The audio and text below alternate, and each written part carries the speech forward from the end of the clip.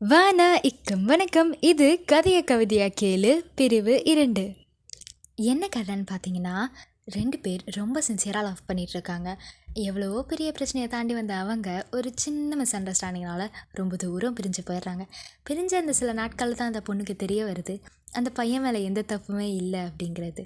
திரும்பியும் சில வருஷங்கள் கழித்து அவங்க மீட் பண்ணுறாங்க. ஸோ காதல், காயம், கண்டுணர்வு கலந்த ஒரு கவிதையை பார்த்தலாம் வாங்க. பிரிவின் பெயர் விதியின் விளையாட்டு. என் காதல் கதையின் கவிதை இது.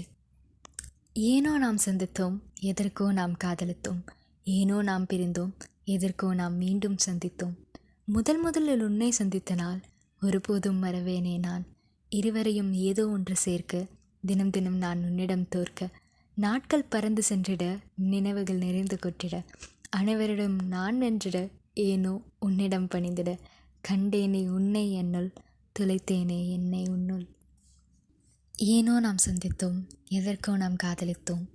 ஏனோ நாம் பிரிந்தோம், எதற்கோ நாம் மீண்டும் சந்தித்தோம்.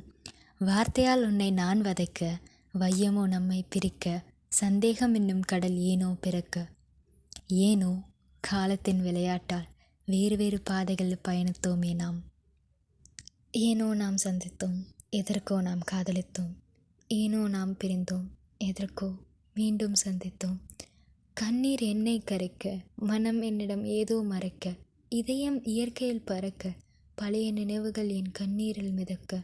ஓடும் கடிகாரம் நிற்க, தாபம் என்னை தாக்க.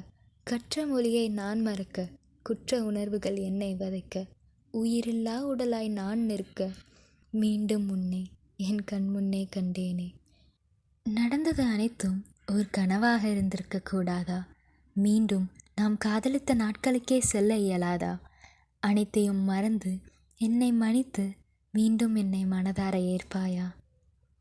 இப்பிரபஞ்சத்தினால் நாம் சந்தித்தோம், காரணமின்றி நாம் காதலித்தோம். நம்மை நாமே புரிந்து கொள்ளவே பிரிந்து சென்றோம். இன்னும் நிறைய காதலிக்கவே மீண்டும் சந்தித்தோம். காலம் கரைந்து போயிருக்கலாம், நம் காதல் என்றும் மறைந்து போகாதடா. என் காதல் கதையின் கவிதை இது.